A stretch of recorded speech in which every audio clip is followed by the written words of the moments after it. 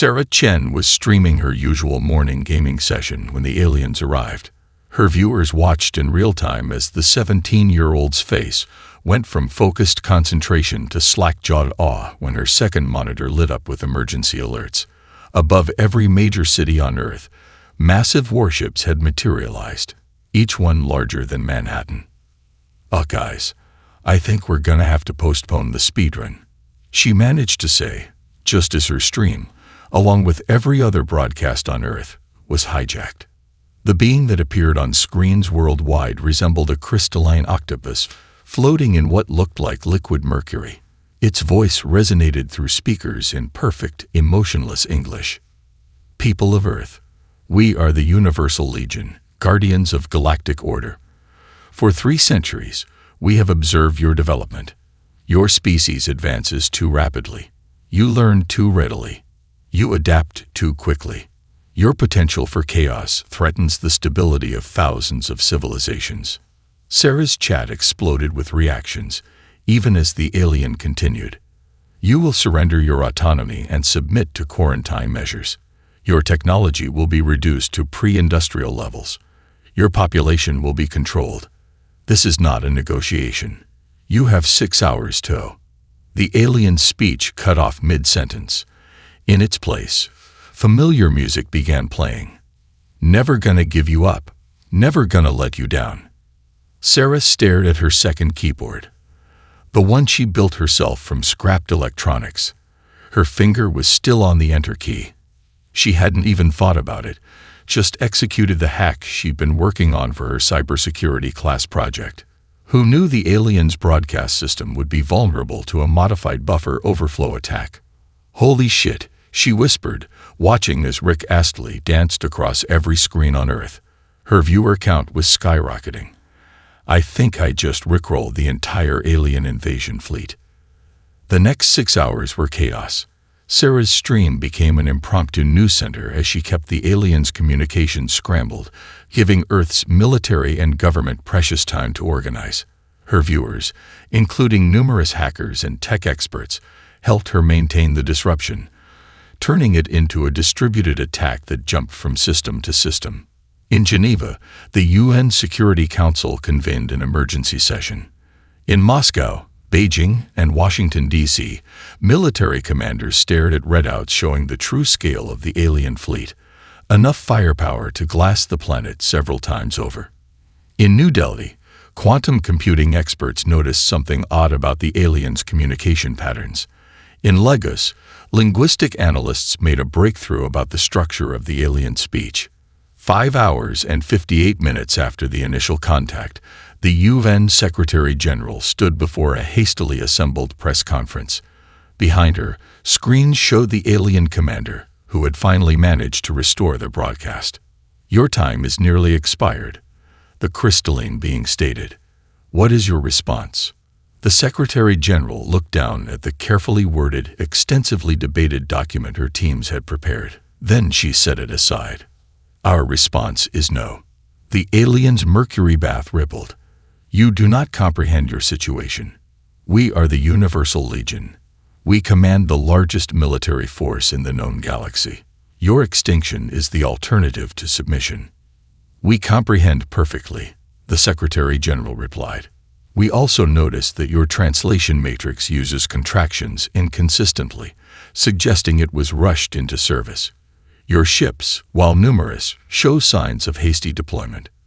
You're not here because we're a threat to galactic stability. You're here because something about us scares you." The alien's crystalline form flickered. "You have made your choice." "Yes," the Secretary-General agreed. "And while we're on the subject of choices, you might want to check your fleet's primary communication servers again." The alien's form twisted sharply. In the background, alerts began blaring. "What have you done?" On her stream, Sarah grinned and cracked her knuckles. "Hey chat, should we show them what else is in my homework folder?" And so began the war between the Universal Legion and Earth. The Legion had expected to face a primitive civilization armed with nuclear weapons and basic spaceflight. Instead, they faced a species that had turned nonsense into an art form, chaos into a strategy, and irreverence into a weapon. Their first mistake was giving humanity 6 hours to respond. Their second was broadcasting on hackable frequencies. They would make many more mistakes before the end. Colonel Maya Rodriguez stood in the secret facility beneath White Sands, staring at 30 years of military history that officially didn't exist. Rows of reversed-engineered alien tech lined the walls, most of it salvaged from weather balloons and experimental aircraft that had crashed over the decades. To think we kept this from each other for so long, the Chinese general beside her mused, running his hand along what appeared to be a gravity manipulation device.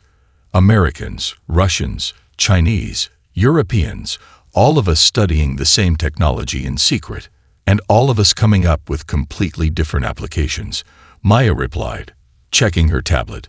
The facility had gone from classified to international in 6 hours as governments worldwide revealed their hidden assets. Did you know the Japanese turned phase shift technology into a better air conditioner? Their conversation was interrupted by an alarm. Above, the first Legion ships were entering the atmosphere. The invasion had begun. They're starting with North America, someone announced, dropping troops outside major cities. Maya allowed herself a small smile. Let's show them why that was a mistake. The Legion commander watched in satisfaction as the first wave of drop pods pierced Earth's atmosphere. Their intelligence suggested humans had basic missile defense systems, but nothing that could stop a mass deployment of Legion shock troops.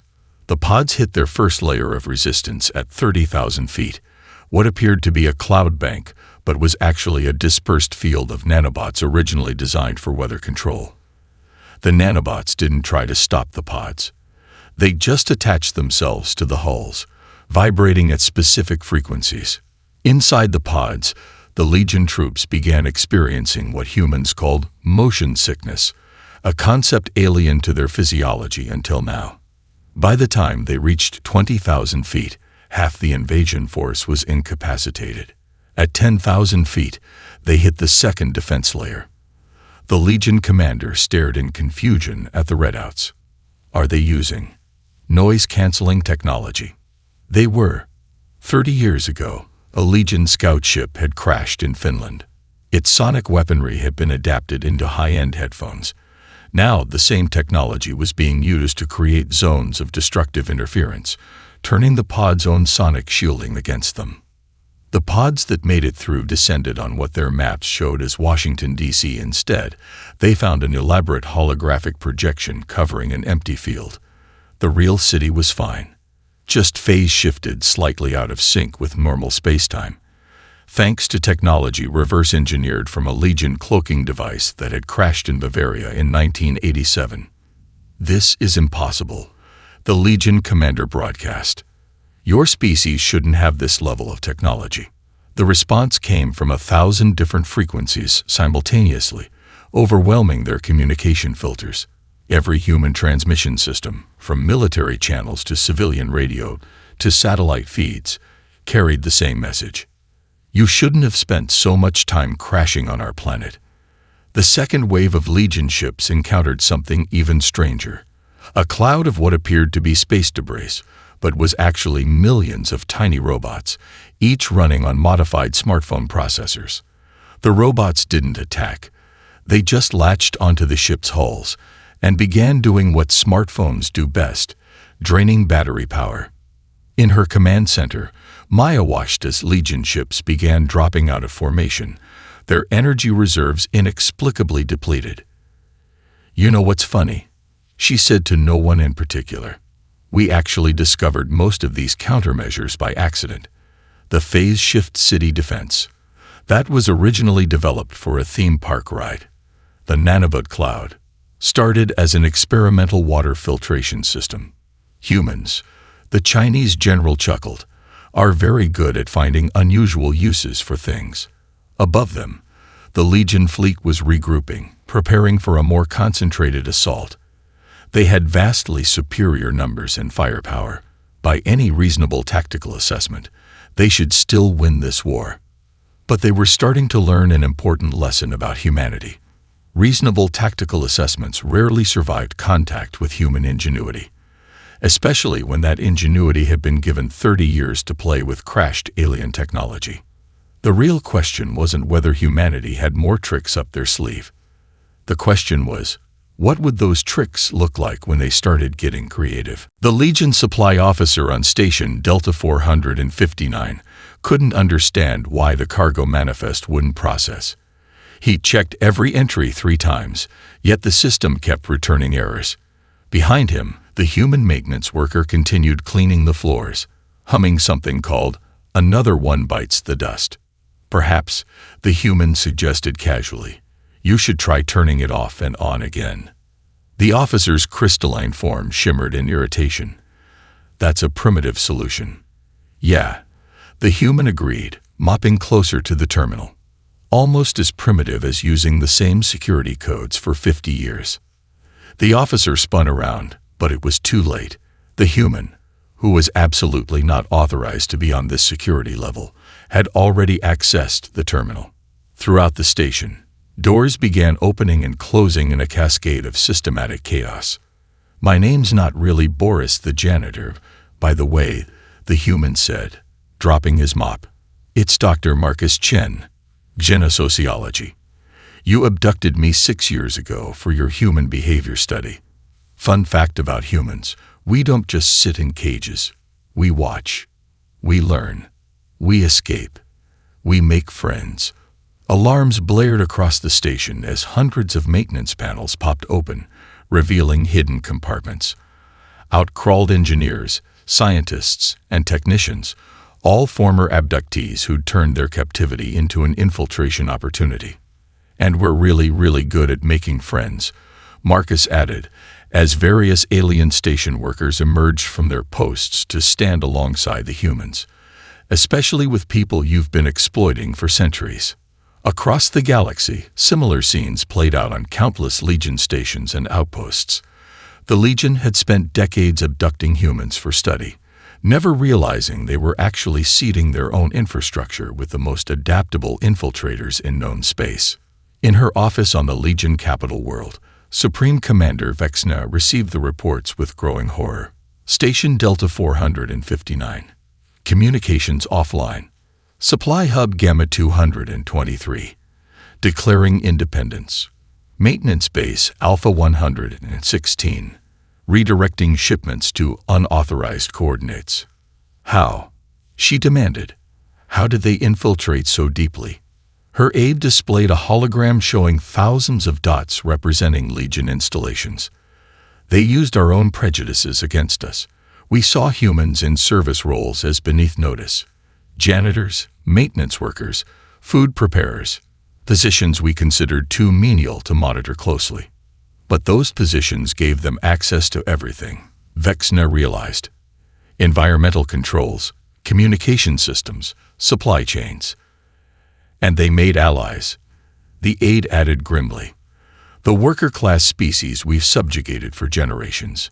Humans didn't just infiltrate our systems, they organized labor unions." On Station Delta 459, Marcus coordinated with other cells through a network hidden in maintenance requests and cleaning schedules. The Legion never noticed because they considered such mundane communications beneath their attention.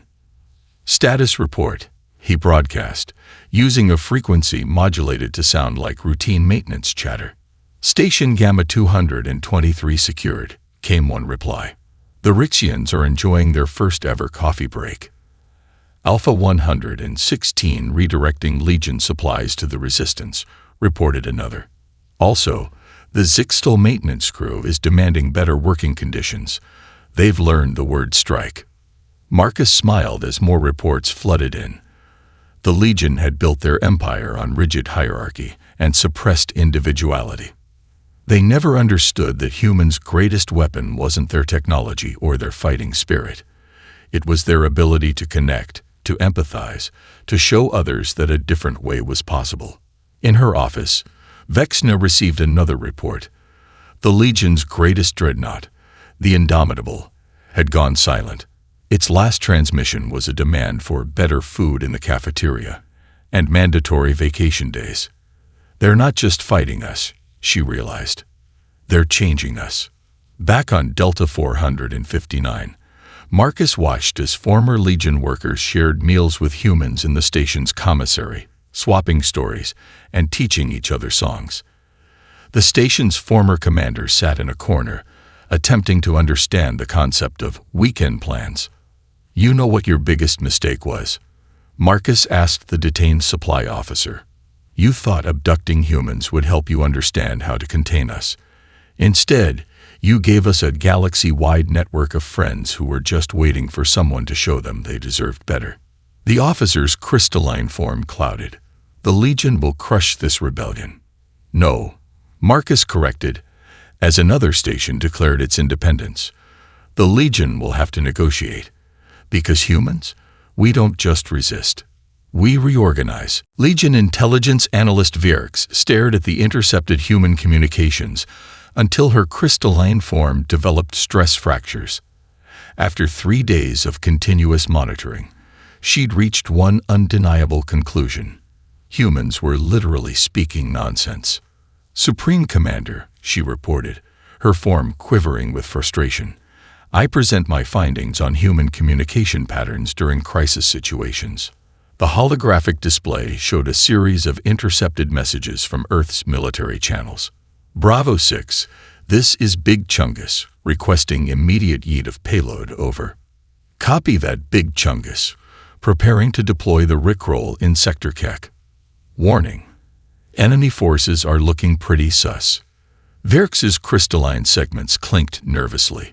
"Our AI translators are experiencing what humans call mental breakdowns.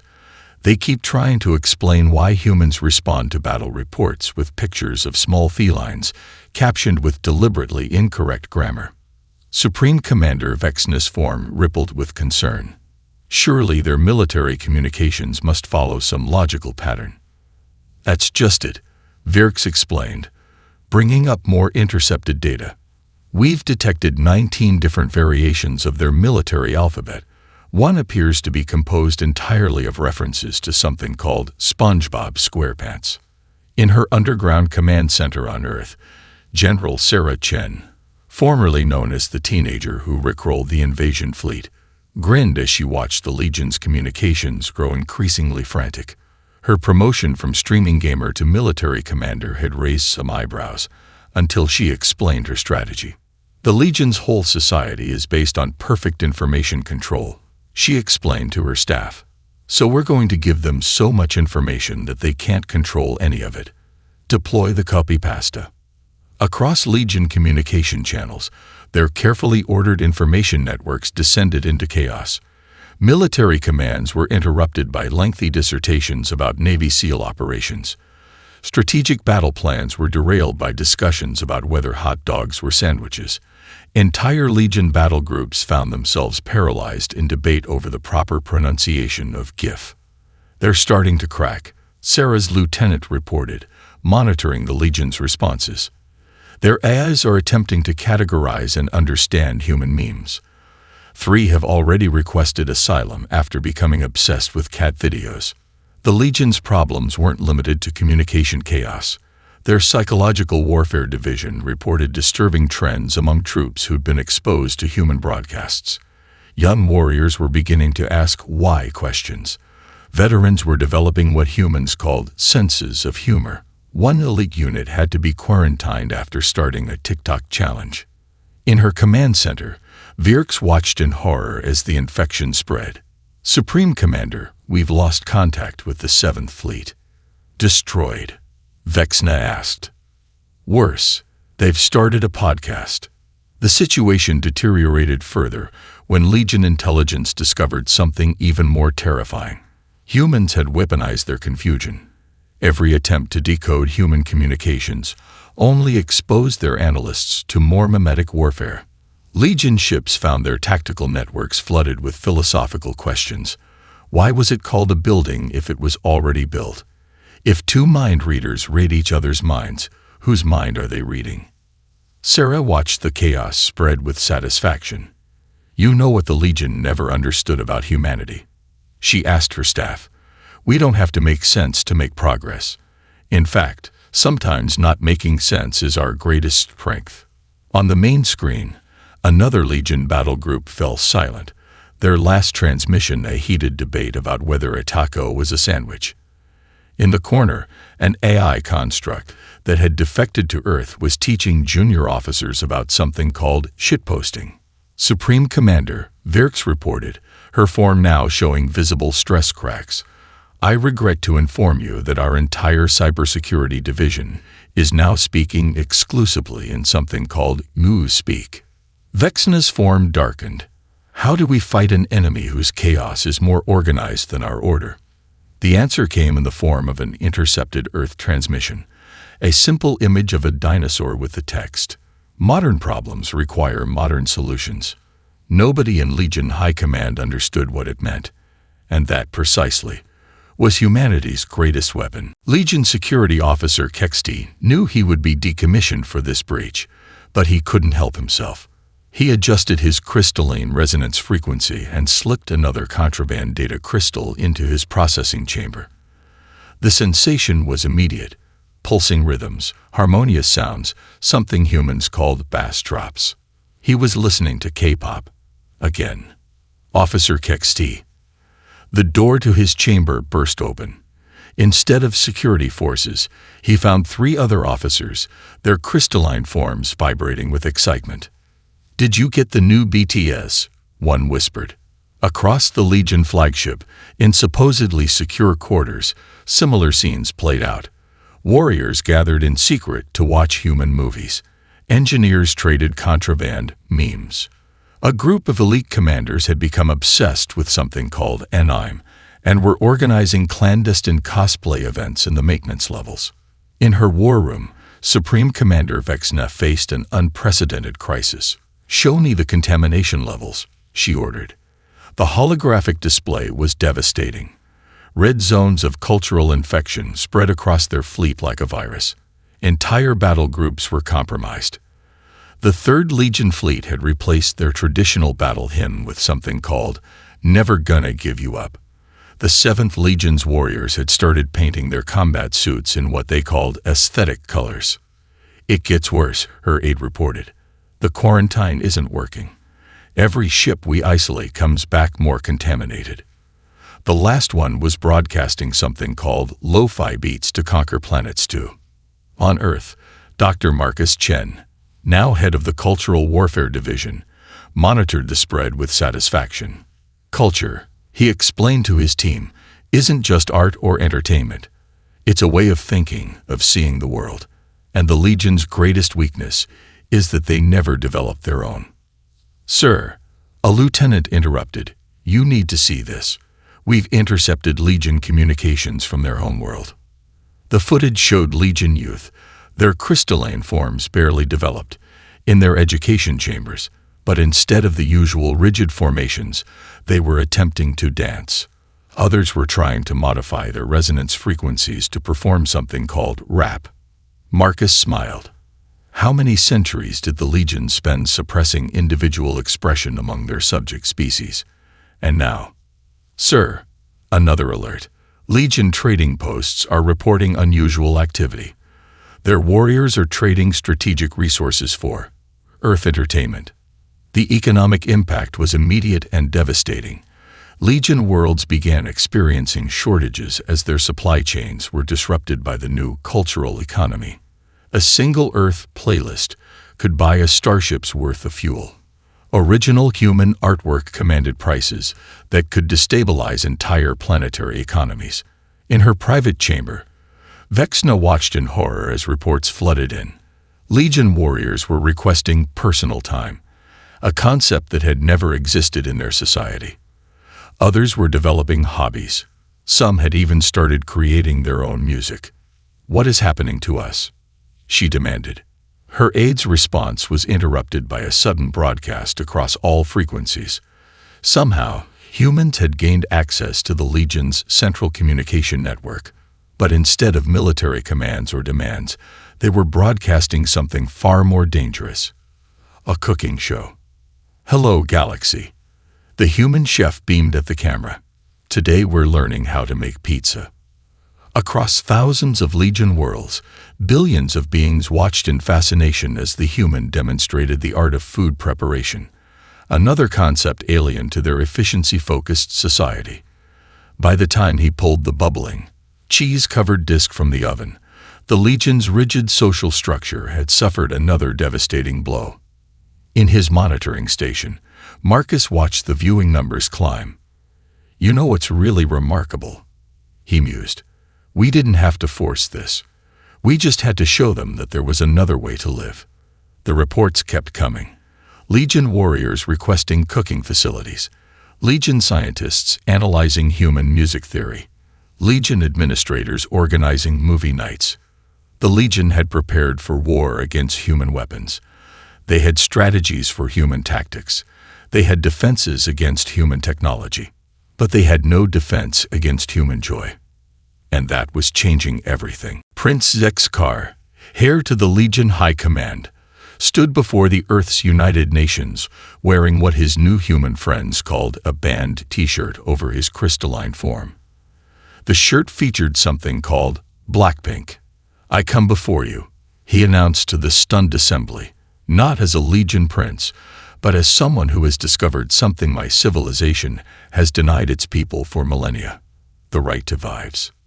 In the audience, Dr. Marcus Chen leaned toward General Sarah Chen, no relation. Did he just say vibes in an official diplomatic address? Sarah grinned. "The memes are strong with this one." The prince continued, his crystalline form pulsing with colors that would have been considered highly inappropriate in Legion society. "I bring proof of what the Legion has hidden from the galaxy. Our conformity isn't natural. It's enforced through technology." The holographic display activated, showing vast machinery beneath Legion worlds. Resonance generators, harmony enforcers, devices designed to suppress individuality on a planetary scale. "Our warriors aren't born emotionless," Zexkar explained. "Our workers aren't naturally compliant. For 10,000 years, the Legion has used these machines to maintain what they call perfect order. But human culture—" He paused, his form shifting to display what appeared to be a K-pop music video. "Human culture acts like a key, unlocking what was always inside us." In orbit, the prince's flagship, now painted in what the crew called aesthetic pastels, maintained position. Its warriors had replaced their traditional armor with customized versions featuring personal artwork. The ship's mess hall had been converted into something called a coffee shop. Back in Legion space, the revelation sparked chaos. Millions of beings, their suppression suddenly visible, began to question everything. Legion ships reported technical difficulties as their crews disabled the harmony enforcers. Some reported their crews were experiencing unauthorized emotions and spontaneous creativity. Supreme Commander Vexna received the reports with growing dread. "They're painting the ships," she whispered in horror. "They're painting our ships." Her aide's crystalline form shifted nervously. "Not just painting, Supreme Commander. The Fifth Fleet has started a graffiti competition." On Earth, Prince Zexkar reached the critical part of his revelation. The Legion's greatest fear isn't human weapons or technology. It's human freedom. The freedom to create, to feel, to express. Because once you've experienced that freedom, his form rippled with what humans would recognize as emotion, you can never go back to the silence. The effect was immediate and galaxy-spanning. Legion ships began broadcasting unauthorized transmissions. A battle cruiser crew performing their version of Bohemian Rhapsody. A Legion science vessel's first attempt at abstract art. A diplomatic station's weekly poetry slam. In her war room, Vexna watched her empire transform. "Stop them," she commanded. "Activate the emergency harmony protocols." "About that," her aide said, displaying another report. "The maintenance crews have organized something called a union. They're demanding better working conditions before they'll service the harmony generators." On Earth, Marcus turned to Sarah. "You know what's beautiful about this? We didn't have to destroy their civilization. We just had to show them that civilization could be more than control and conformity." Prince Zexkar concluded his address with what he'd learned was a mic drop, a gesture that made absolutely no sense but felt deeply right. The Legion told us that emotion leads to chaos, that individuality leads to disorder. But look at Earth. Their chaos created art. Their disorder created music. Their emotions created connections that span worlds. He raised his crystalline appendages. I formally request asylum on Earth, and I bring with me 5,000 Legion warriors who have discovered they really like Taylor Swift. In Legion space, the revolution spread like wildfire. Ships declared independence. Worlds disabled their harmony generators. Beings who had never known music began to sing. The Legion had prepared for war against Earth. They hadn't prepared for their own people, choosing Earth's chaos over their perfect order. And somewhere in orbit, a Legion battle cruiser began broadcasting its first attempt at jazz fusion across all frequencies. It wasn't very good, but it was original. And that made all the difference. Supreme Commander Vexna watched her last loyal fleet assemble. The ships were ugly, stripped of the unauthorized paint jobs and personal modifications that had infected the rest of the Legion's forces. These warriors had been isolated, subjected to enhanced harmony protocols, purged of all cultural contamination. They carried something even more dangerous: the Legion's final weapon. The cultural nullifier is ready, Supreme Commander, her weapons officer reported. Once activated, it will erase all trace of human cultural influence within its range. Music, art, individual expression, all of it will be wiped away. Vexna's form darkened. And the cost? Any being within range will be reset to baseline Legion consciousness. Memories, personal connections, emotional development, all will be eliminated. In Earth's Defense Command, alarms blared. General Sarah Chen stared at the readings in disbelief. "They're really going to do it," she whispered. "They're going to lobotomize their own people just to stop them from being individuals." Dr. Marcus Chen studied the tactical display. The loyal Legion fleet was approaching Earth, but they weren't in attack formation. They were arranging themselves into a perfect geometric pattern, a focusing array for their weapon. They're not just targeting Earth, he realized. They're going to broadcast the nullification effect through our own cultural transmission networks. Every being that's been exposed to human culture will be reset. Sarah's fingers flew across her console. "We can't stop that kind of broadcast. Our network is too widespread, too open." She paused, a familiar gleam in her eye. "But maybe we can change what they're broadcasting." Aboard her flagship, Vexna initiated the firing sequence. "Let order be restored," she commanded. The cultural nullifier powered up, connecting to Earth's transmission networks. But instead of broadcasting emptiness, it encountered something else, something that had been waiting in the network. Every piece of human culture. All of it. At once. Symphony orchestras played over heavy metal. Renaissance art collided with modern memes. Shakespeare sonnets merged with pop lyrics. Philosophical treatises intertwined with cat videos.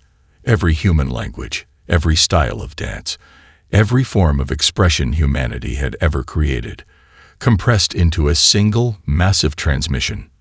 In the Legion fleet, warriors who had been purged of emotion suddenly found themselves experiencing everything. Their harmony enforcers overloaded. Their suppression protocols shattered. "What have you done?" Vexna demanded as her fleet's perfect formation dissolved into chaos. Sarah's voice came over all frequencies. "You tried to use our greatest weakness as a weapon, our chaotic, overwhelming culture. But that chaos isn't a weakness. It's who we are. And now it's who your people want to be." The Legion ships began breaking formation. Some crews disabled their weapons. Others began broadcasting music. A few started what appeared to be impromptu dance competitions. "Stop," Vexna commanded. "Return to order." "Order?" Prince Zexkar's voice joined the broadcast. "Look at your people, Supreme Commander. Really look at them. They're not destroying order. They're creating a new kind of harmony, one that includes everyone's voice." Through the command network, Vexna felt it, countless minds awakening. experiencing, creating. Warriors writing poetry, engineers composing songs, scientists painting their first pictures. And underneath it all, a rhythm that somehow made the chaos make sense. "The weapon," she whispered. "Fire the weapon." About that, Sarah's voice carried a smile.